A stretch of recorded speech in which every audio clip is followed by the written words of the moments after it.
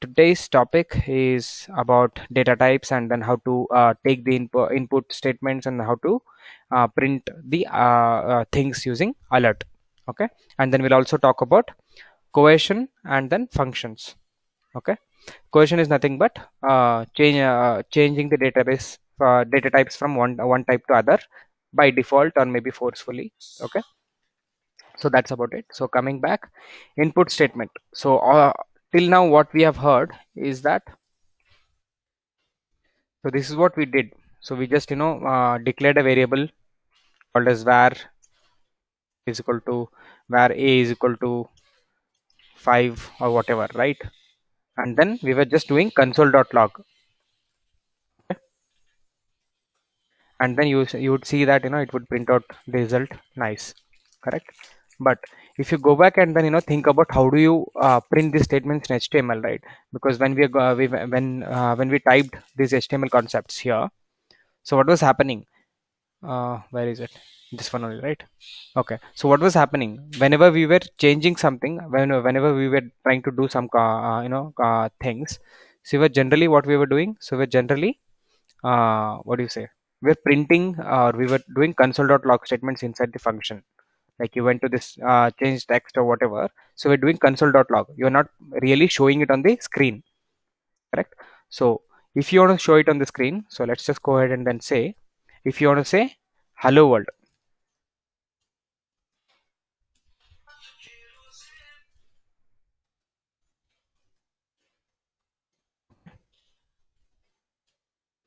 if you want to say hello world, but now if I just run this,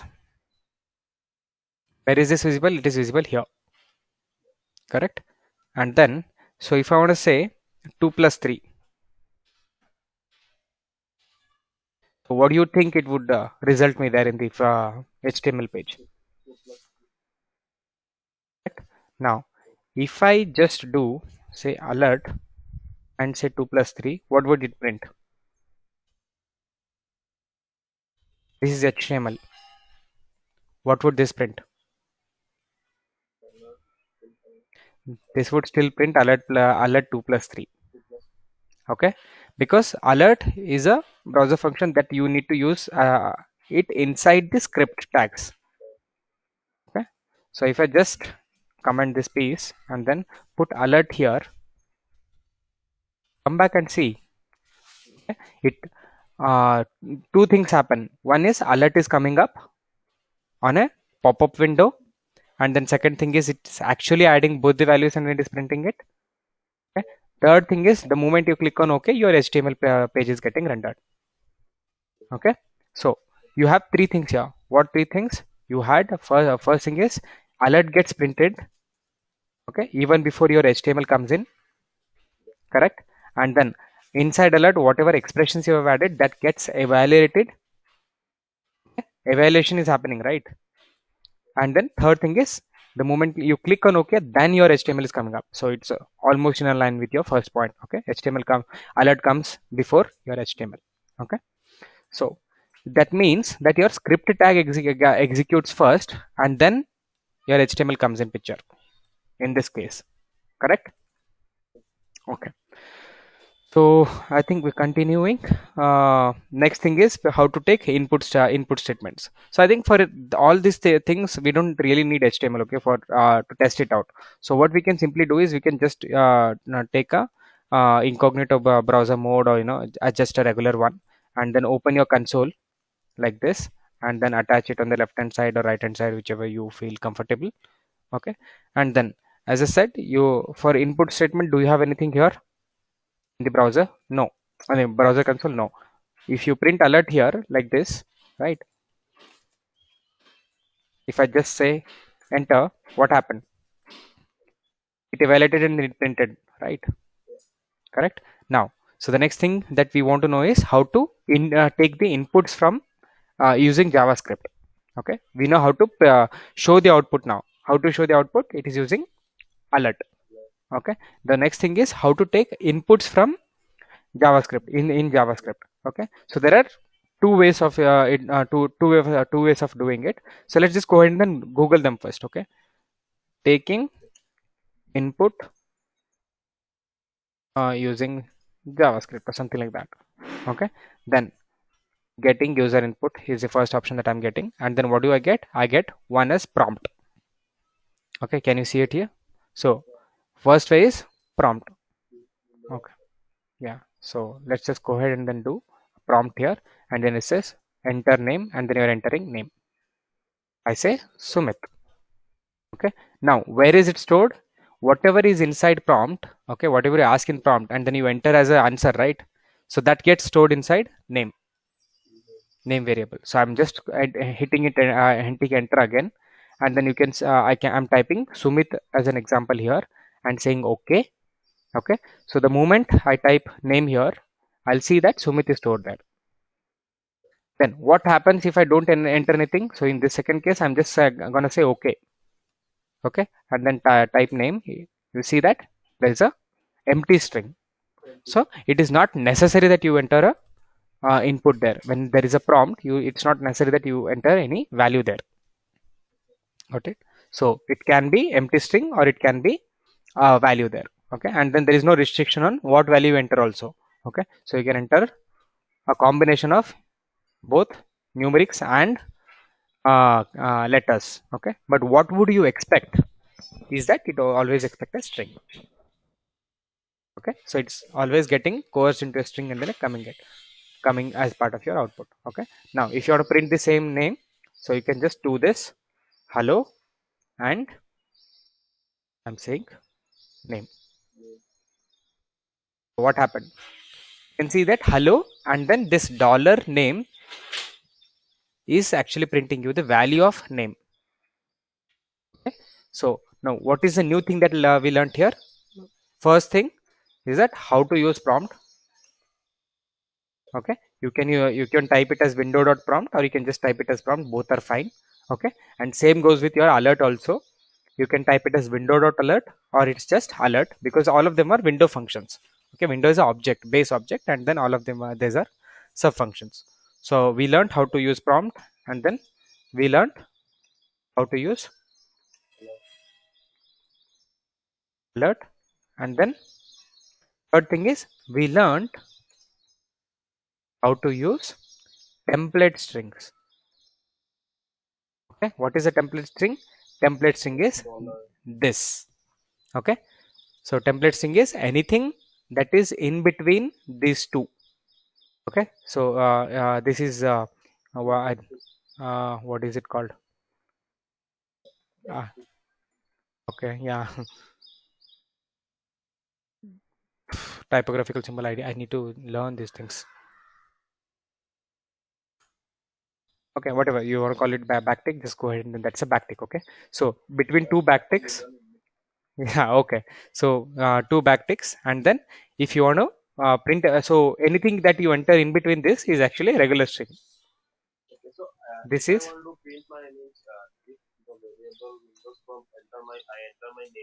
correct. And then I click OK. Then how can I make the window show that hello? You can by assigning, by asking for that value in this particular variable, because what you're doing is again, so I'll just tell you that one in a minute. 1 second. This is how you do comments, right?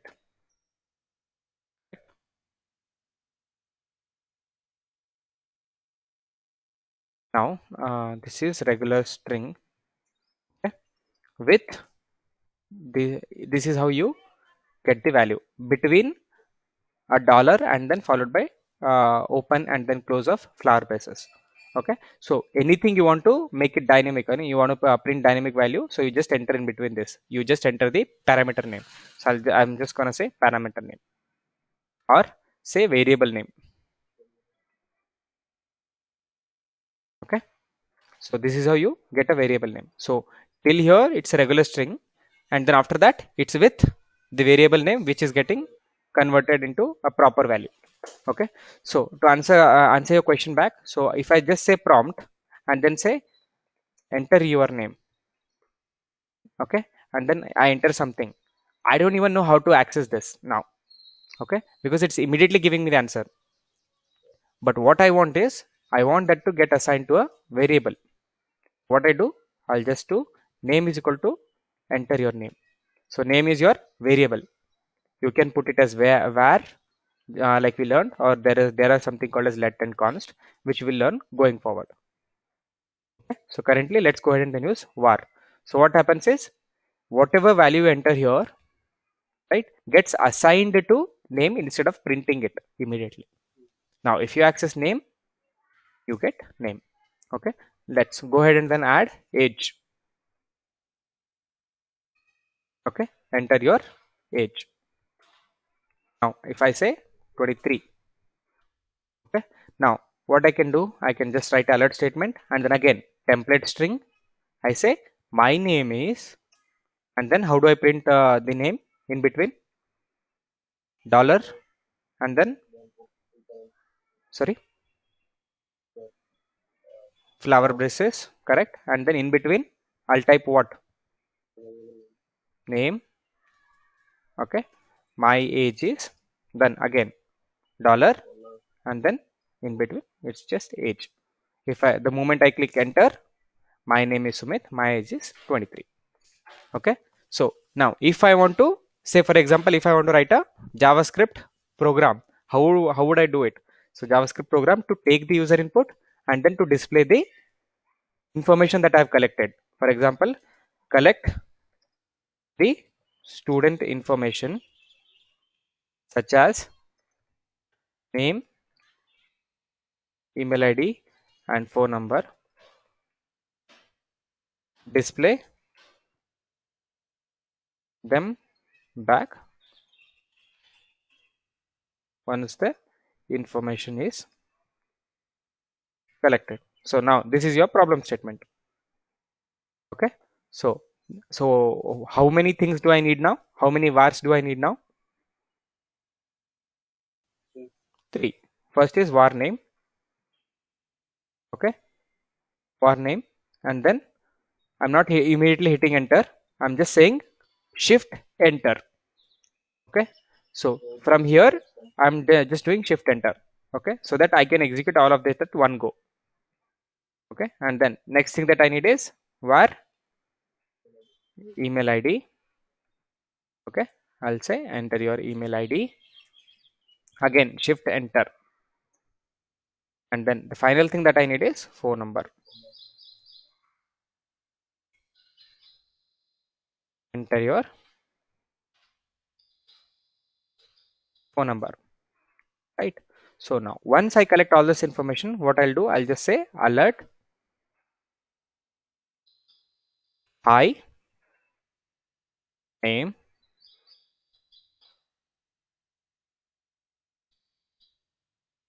ensure following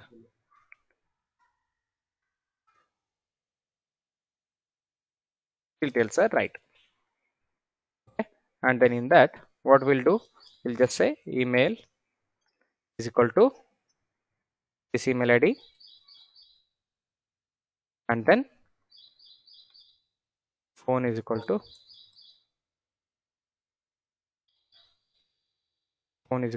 this phone number. Correct. Now the moment I hit enter, what happens? A prompt is coming up with name. So I say Kailash, and then it asks me for email ID. Then I say kailashwall@gmail.com.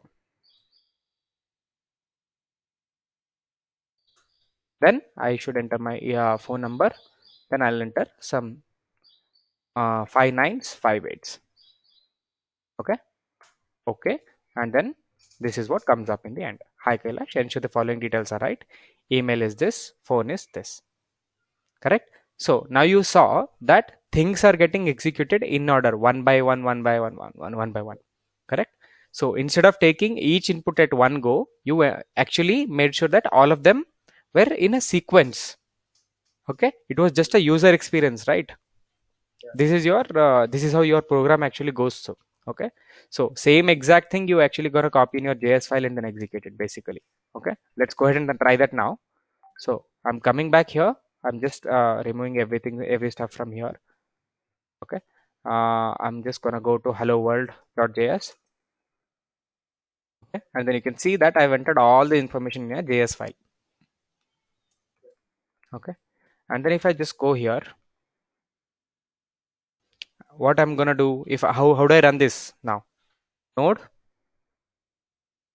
and how do I execute hello world.js now? load and the file is Yeah, where is file? hello world.js. Yeah, so if I type hello world.js now, or I think it is capital W, right? So let's go ahead and then type it. So do you think it will work now? It did not work. Why? Look at the error that you're getting. Error code says module not found, which means this file is not under the path which you have mentioned before. Okay, so where is it?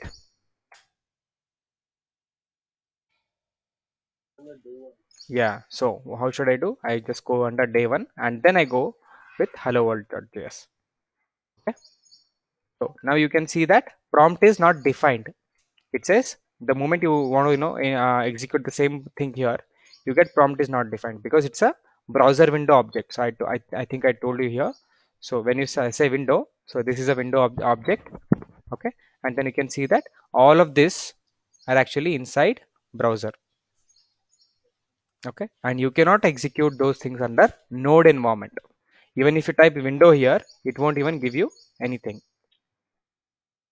Okay? I'll just go ahead, clear this, run it again, and you'll see window is not defined. Got it? So because this object is actually your browser object, and you cannot actually execute that here. But now what I'll do is I'll just go ahead and then inject that here under script tag.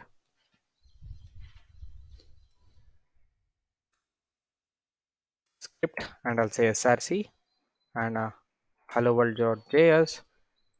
Okay, now let me just stop this and then okay, and then run this again. What happened? It came up, right? So when you are trying to run a JS file independently using node environment, okay, a browser objects did not run.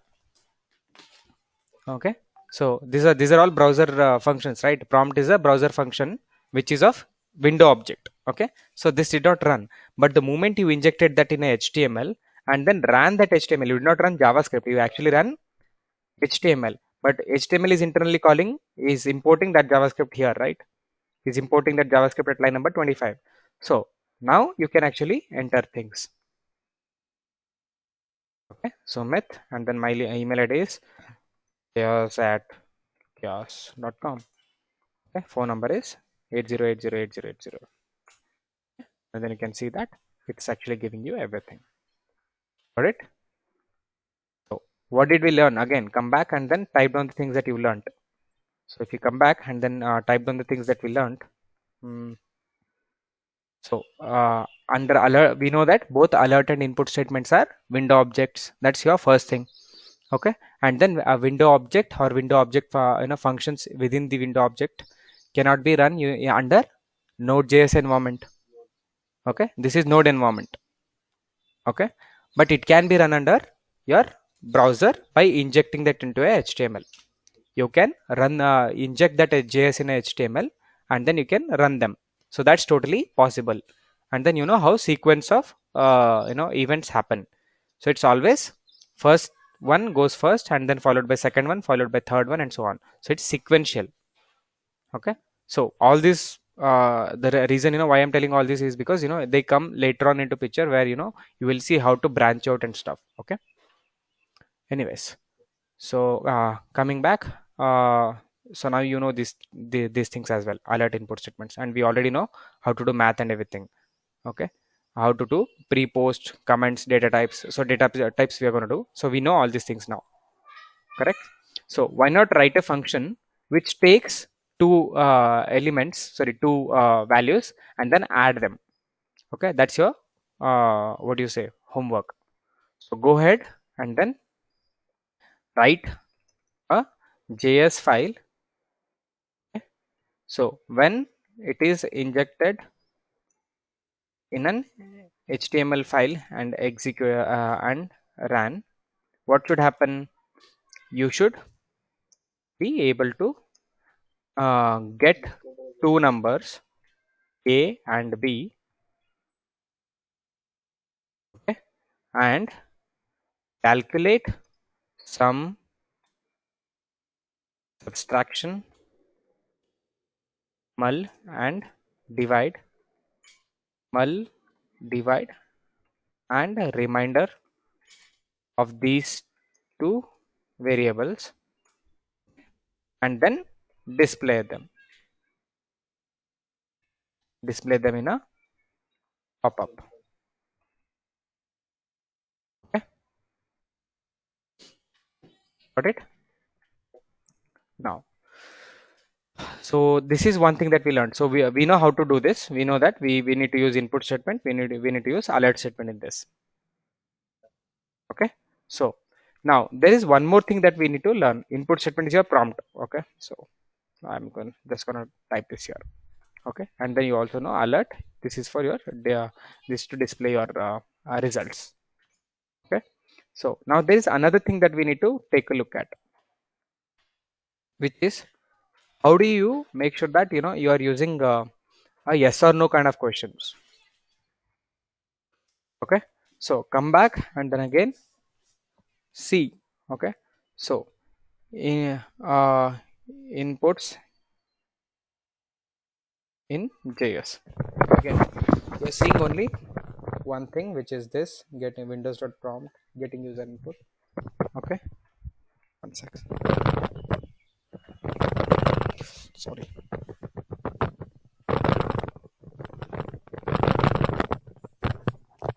Okay, sorry. So you can see so if you just go here, right, this one, you will see all the DOM what do you say functions. You can see what just go ahead and then try using all of them, and then you will see what how you can use them, and then how you can actually mark them. Okay, anyways, coming back, so this is what I was talking about. Just press confirm and then say are you sure. What happens? It's a boolean thing. Okay, it's okay or cancel. If you press cancel, it says false. False. Okay, but if you press okay, it says true. Okay, this is what I was talking about. So you could use this kind of question Windows browser functions, window object functions, in order to manipulate things. Okay, and then there are few things like set interval, set timeout, and then so on, which we will learn later on. Set interval, set timeout, clear interval, clear timeout. Okay, which are here, right? And we'll know what is session storage, we'll know what is Windows local storage. Okay, and so on. Again, as I said, all these are coming under window object. From Okay, their window object, DOM window objects. Okay, okay, so coming back, so what we learned alert, we learned prompt, we learned confirm. I think that's basic for going ahead and performing the what do you say, the uh, problem statement that I gave you. So I'm going to just go ahead and then paste this problem statement in your chat window. Okay, go ahead and then write it down. Okay, so next thing that we would like to see is your data types. So I do not want to really go ahead in detail about data types, but as I think for now you already know that we have a data type called as boolean, which will have what, which will have true or which will hold true or false values. Okay, and then numbers by now, numbers by now, you have also know string. Okay, that only thing that you do not know is big int, symbol, and undefined. Okay, so now coming back, so these are 6 primitive data types, and then there are structural database data types such as objects and functions. But again, when you look at how they are, I mean both objects and function, behind the scenes both are objects only, but sometimes you need a difference. That is why function is actually treated as a different structure type. Okay, so again, so I think this third point makes it clear. Root primitive is always object, but this is in general when you try and search for it, you can get both object and function as a different data types. Okay, but the behind the scene both are objects only. Okay, it's more like saying whether you say whether you get dark chocolate or whether you get a sweet chocolate, both are chocolates behind the scene. Okay, so whether you call object or whether you call as function, both are actually objects behind the scene. Anyways, so when do we get undefined? Come back, and then let's say var a. I'm gonna type var a, and then am I assigning any value to this? So if I go ahead and then look for what is the value in a, it says undefined. So undefined clearly is something which is not defined. Well, what do you say it is defined? You say it is defined when it has a value stored within it. So the moment I enter a value there, now if you just check for a, you'll see that there is a value in that. But again, you might have another thing, rb, which is again undefined. So when you type a comma b, you get undefined. When you type just a, it is high, and when you type b, it is undefined. Okay, so the reason why you have an undefined data type is to show you that you should you should always initialize your objects. So that's the first rule that you can go ahead, always initialize your what do you say, objects.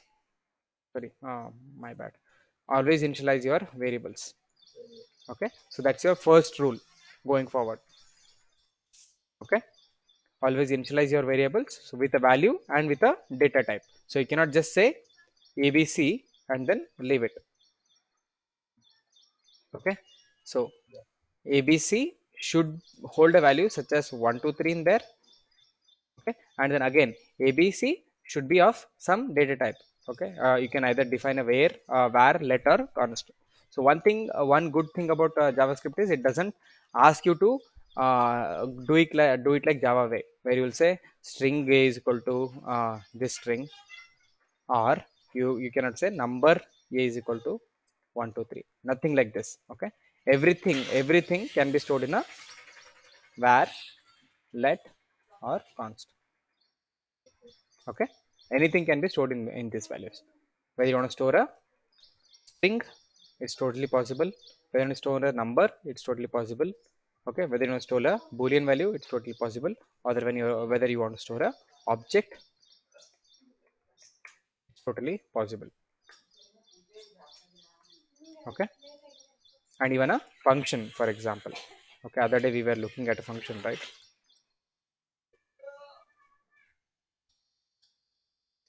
Okay, all these are totally possible. Okay, okay, coming back. Again, so we're not going to talk about big int and symbol at this moment. So they were a little little important for one of the old student, because they were working on certain scenario where it included big int. I'm going to just give you a big example for big int. I'm not going to do symbol at the moment. Okay, so let's just go ahead and then tell you. So I'm entering numbers. Okay, so what is the length of this now, till length of this particular number? It's 9. No, it's not array, it's just a number. Okay, so the total length is 9. Okay, and then so now what is the length of this?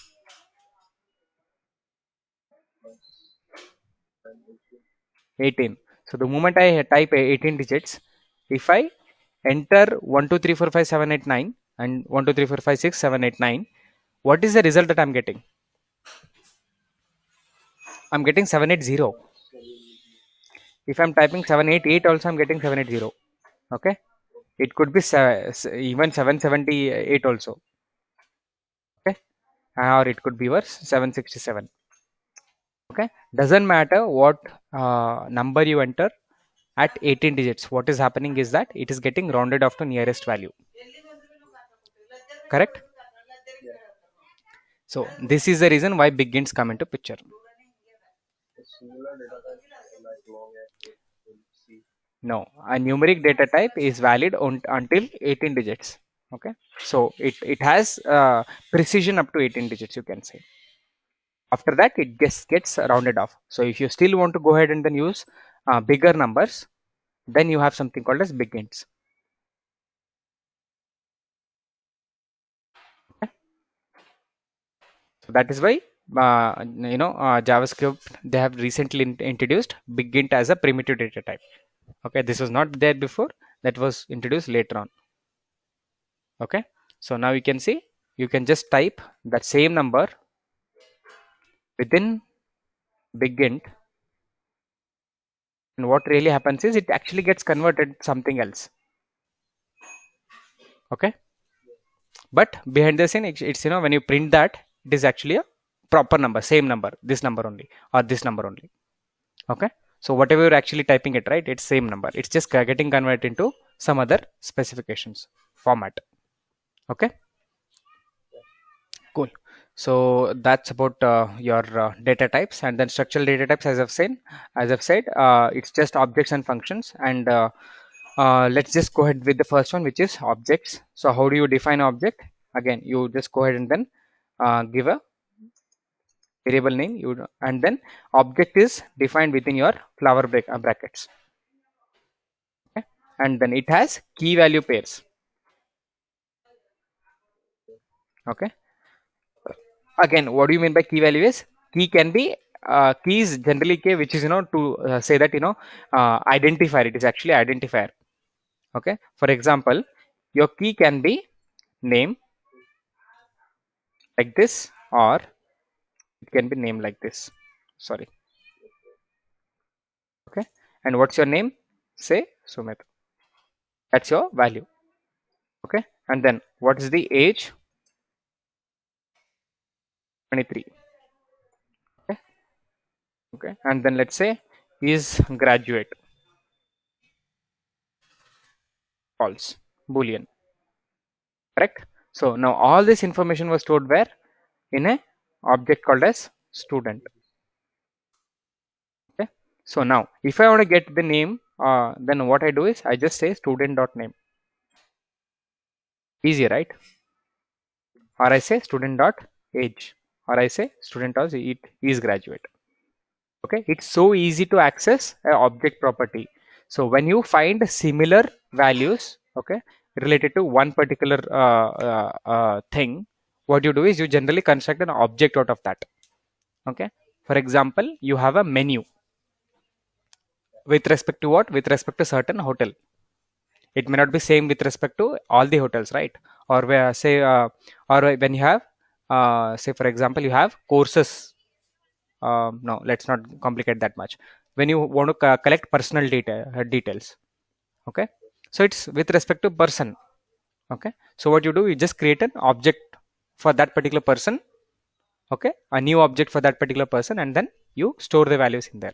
Again, personal information is something that is common for everybody. Okay, so we'll learn about that thing later on, because if something is common for everybody, what we generally do is we go ahead and then create classes or functions. Okay, and then we later create a object of that particular type using new parameter, and then we use it. Okay, let's not get confused for that. Okay, go ahead and then read about classes, you will understand. But yeah, even if you don't understand, it's absolutely fine at this moment. Okay, now as I said, you can go ahead and then collect personal details. So now how do I use this with respect to our, with respect to what we learned before? So what we learned to get the user input from a user, and then also print it back. Okay, so can I actually make use of that in here? Think about it, right? So all that I need to do is define a person person details. Although I said you should never define it, you should always give a value there. I'll just go ahead and then say this. Okay, it's an empty object. So if I say personal details, it's an empty object. So you should not be defining it like this, right? You should always have value. So currently I've given an empty object there. Okay, so I'm just going ahead and then saying person details dot name. Now I want to add what? I want to add a parameter called as name inside that. Okay, so what I'm doing, I'm just saying prompt, okay, and then say enter name, and then I added Kailash in there. So now if I type personal details, you will see that name got injected in there. Okay, so what is happening when you use var and then you declare a object, right? That time what is happening, whatever properties you are actually assigning, whatever properties you are accessing, which is even if it is not even there, right? See, name is not even defined there, but you're accessing it, but then assigning it something, then it actually gets assigned. Okay, I'll tell you the difference. So assume that your personal details was this PD, okay, and then you define it as an object, okay, and then you want to change the p details dot name, right? So according to about the above thing, what should happen now? Okay, sorry, this is a wrong thing. Sorry, 1 second. I'll just constant.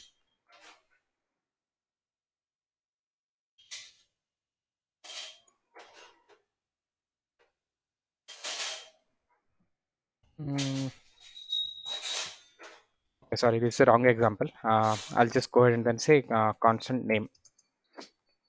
Okay, so what happens in constant is, if you just go ahead and assign something a new value to that, it doesn't really assign because it's a constant one.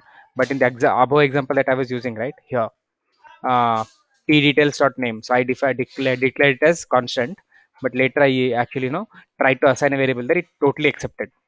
The reason is this p details, okay, this p details, right? P details is actually pointing to a memory location, okay, but inside that you're actually creating name object, sorry, name property, which is again pointing to a different memory location. Okay, so you're not changing p details as holds. Okay, for example, if I go ahead and then now I try to assign p details to something, it will give me error. But if you try to manipulate values or properties inside that, okay, it's totally possible. So that's about object actually. Okay, so coming back, how does the object look like? Object is within the flower brackets, okay, and then you have key value pairs, that's all. And then what is your value? Your value can be anything. It can be number, string, object, function, anything, boolean, right? It can be anything. Okay, let's go ahead and then create a var student function, var student object. What is the name for this particular person? Let's say Sumit. Age is 21. Okay, and then again is graduate. False, right now. Okay, and then I said it can again be an object. So what is an example for that? Address, right? Address is an example because what address has is, address has this, okay, city, and then it can also have,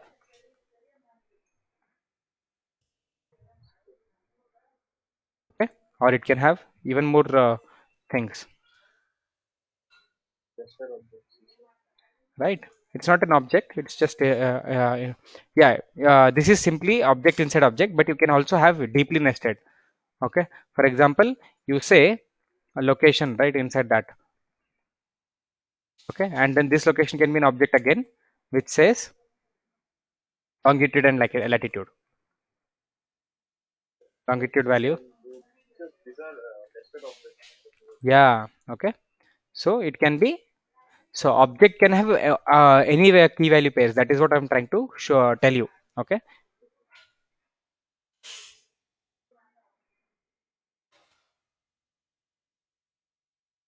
okay, so you can see that it has a string, it has a number, it has a boolean, it has an object, and that object can have multiple objects inside that, right? Or you can simply call as get age. Okay, so now get age could be a function. Say what does it return? Say for example, it returns this dot age plus 2.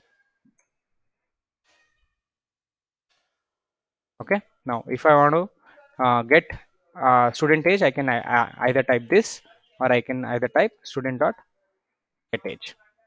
Okay, currently it is giving undefined, but what happens is when you declare it within a class, and then this actually is a what do you say, this becomes a object reference to itself. So that time what would happen is this value would be stored in the global level, and then this age plus 2 gets added, and then you will get 23. Okay, when you define a class, so that would look something like this: class student, and then you will have, say you will have constructors there. Okay, I think you, if you have learned about if you have learned things in Java, right? So it would be like you will have this dot age is equal to 23, right? And then you will have this dot get age.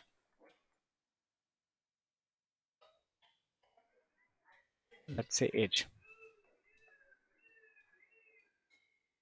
This dot get age is this dot get age is actually a function which returns what?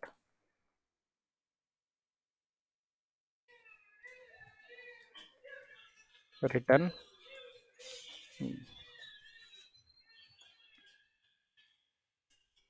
this dot age.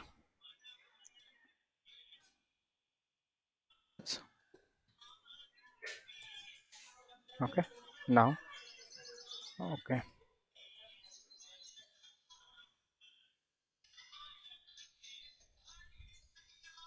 So now I'll create a new this thing.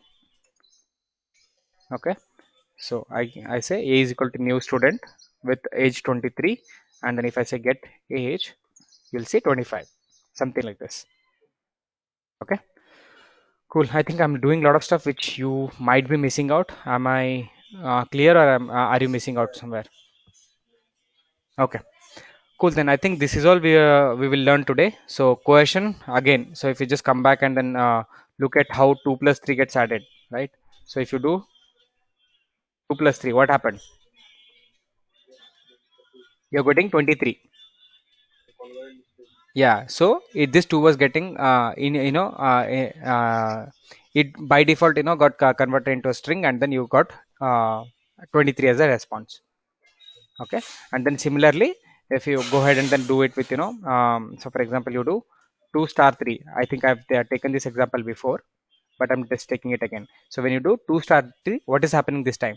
This time your 3 is getting converted into number rather than string. Okay, so now you're getting 6. Correct. So in first example it was getting converted as string. Second example it was it's even your 3 got converted as 6. So for in first example, first part got converted. In second part, second part got converted. Correct.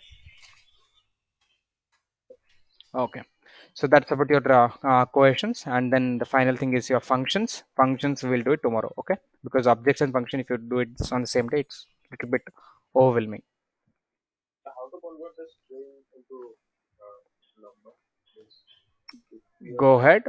Okay, so there are some inbuilt functions such as parse int or parse float. I did heard of this. Okay, so go ahead and then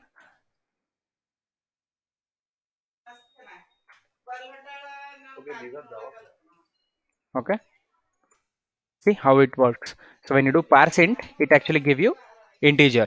When you do parse float, it actually give you float value. Okay, and then say 8 9, it still gives you 23, which means when you do parse int, it always gives you floor value, not ceil value. What do you mean by floor and ceil? Floor is down, ceil is up. So when you say 23.89, the supposed nearest value is supposed to be 24, not 23. Okay, it is giving you floor value, not ceil value. Okay, so that's something that you learn that mat.ceil and mat.floor later on. Okay, It's similar in Java. Yeah.